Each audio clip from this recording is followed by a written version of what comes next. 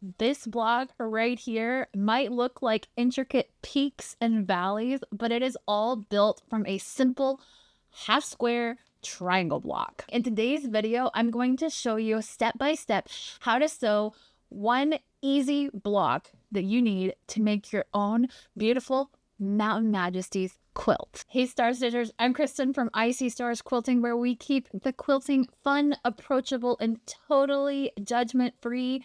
Today's project, the Mountain Majesties quilt block.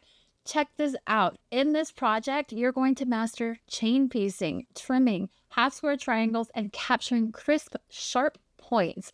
Even if you're short on time and maybe not the most accurate quilter. Plus, I'm going to give you multiple variations on this quilt layout so that you can choose the one that suits you best and makes you look like an absolute star. Here's what you need to make this quilt. I'm going to be using a layer cake to start things off. Nice and easy. I love me some pre-cut fabrics. I found this layer cake in my stash. It is from Moda and it is by Primitive Gatherings. I like that this one has a really good hard contrast between light and dark fabrics. Even though each one of the fabrics has like a pattern to it, I still call this one like a very neutral palette, and it's going to look incredible with what I have planned for it. So you're also going to need, for this project, you're going to need your basic tools, your rotary cutter, your cutting mat, your rulers, your sewing machine. I also like to use my friction pens for this project too. And I have to say, this pattern, while I'm using some very contrasty colors here, this pattern looks lovely with all kinds of fabrics. So don't worry if your fabrics don't match mine for this tutorial. You can use bold solids or you can use playful prints.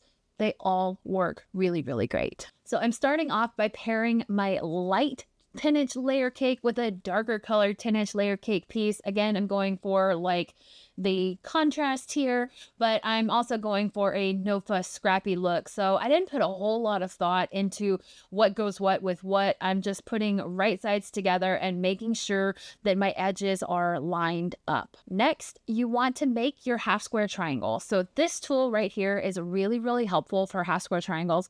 It's called a quilter's magic wand, and it is a 1/2 inch wide. So I can plop it onto my fabric, lay it from corner to corner, and I can use my friction pen to draw my sewing lines.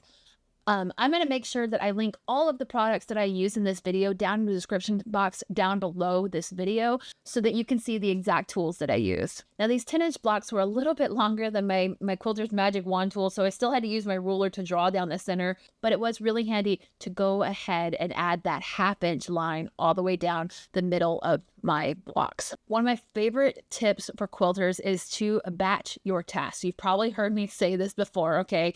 If you can, totally batch your tasks. Yes, it's extremely repetitive, but to me personally, it makes the whole project feel a lot less daunting. I'm only focusing on one task at a time, and there is zero thought in my head about the next tasks that lie ahead. I mean, you might call me crazy, but like I really find this comforting, okay?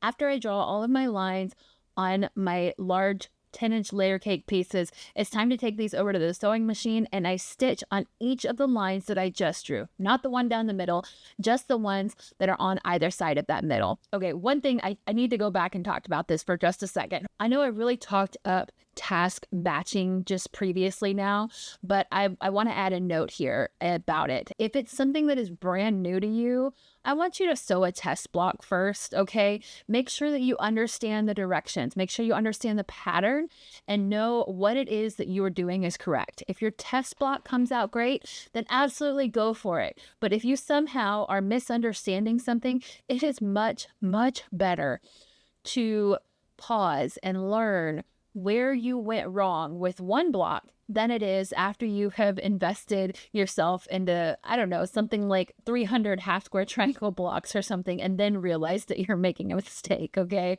We're not making 300 a day, obviously, but I don't want to mislead anybody with the batching of tasks. So after you've sewn each of the lines on your pieces of fabric, you're going to take it over to the cutting table and you are going to cut straight down the middle of your 2 sewn lines. Ta-da! Right there is your 2 half square triangles. So I'm going to go ahead and I'm going to finish making all of the cuts, and then I'm going to get my iron ready because it is time to press open my half square triangles. I've got a dilemma here, and I may have the unpopular opinion, but the next step is to listen to me tell you that you can press your seams open. You can press them to the side. You can press them however you want. Like, whatever you want to do is the right answer here. Okay, so this is the part where somebody says, but you're supposed to be telling me what to do in this tutorial. Okay, I always press mine to the dark side. This particular block isn't going to have a wrong answer here. So I want you to get those half square triangle blocks looking beautiful and flat. I'm even going to press mine from the front side too and spritz each one with a little bit of flatter spray to flatten out that seam. Okay. After you get all of your blocks pressed, you're going to take them back to the cutting mat. This is where the transformation happens and why I love this block. You are going to cut each individual half square triangle block again with the measurements that I have on the screen right here. Basically, I'm cutting it into 4 equal pieces. Now, I want you to watch what happens when I rearrange the pieces. What? That's amazing, right? It's gorgeous and it's so incredibly simple. So just you wait, sweet friend, because later in this video, I'm going to show you all the different arrangements that you can make with these blocks that are just going to blow your mind.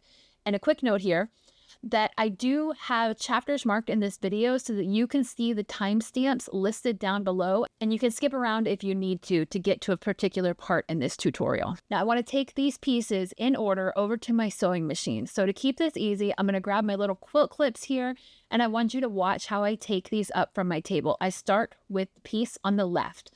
I grab the top of the block and I move towards the right to grab the next one. I didn't turn my wrist or the piece. I'm keeping all of the tops lined up. Then I'm going to secure it with a clip at the top, and then I'm going to set it aside and do the next block, and so on, rinse and repeat until they are all finished and ready to sew. Now that we're at the sewing machine again, sewing is super easy. I'm going to use a 1/4 inch seam, and I'm going to sew straight seams. I can take this clip off and I can lay out the pieces to make sure that I'm not sewing anything wrong as an extra precaution, but the way that I picked up the pieces, and there are only really 4 pieces per block to begin with. So this is a pretty chill and easy to follow quilt pattern, but you need to make sure that your pieces are in the right order. Otherwise, you're going to have to do a little bit of seam ripping. And again, as with batch tasks usually do, you're just going to sew until you have all of your beautiful blocks made up. Then you're going to take them back to the ironing table, and yeah, you guessed it, you are going to press all of your seams. You'll notice that our once square blocks are no longer square now. Sewing those seams in the middle, it takes out some fabric. So whenever you do sew a 1/4 inch seam, you are losing a 1/2 inch of fabric in the width of your square. The next choice that you really have to think about here after you're done pressing all of your blocks is, how do you want to lay out your blocks? If you're interested in how I made up my design board, I have a video on that. I will link it across the top of the screen here so that you can see. It's a very simple setup. It's nothing complicated. There's so many different versions of this quilt. All of the designs on the screen that I'm showing you right now, it's all easy peasy, done with the same one block, just positioned a little bit different. And if you want to stretch it out a little bit, you can even add some sashing in between the block groupings if you want, and add a pretty border to frame your gorgeous artwork if you want to. So here is a look at my final layout that I chose for the Mountain Majesties quilt top. The next step that I'm going to do is go piece by piece and chain piece these blocks together. I have a really great tutorial that is easy to follow on chain piecing. It is also here on my channel. I'll link to it across the top of this video and in the description box down below too. So, hey Star Stitchers, today we conquered the Mountain Majesties quilt top using simple half square triangles and some genius orientation. Isn't it fun to turn basic shapes into these dramatic peak diva mountains? Tomorrow, who knows what we will accomplish? The sky's the limit, right? If you loved hanging out with me today, make sure you hit that like button and subscribe to join my Star Stitchers crew here on YouTube. I've got so many good quilty things that are coming your way. I love sharing on my quilting journey with you, and I want you to tell me, have you ever tried this block before? Have you seen it but were too afraid to try it out?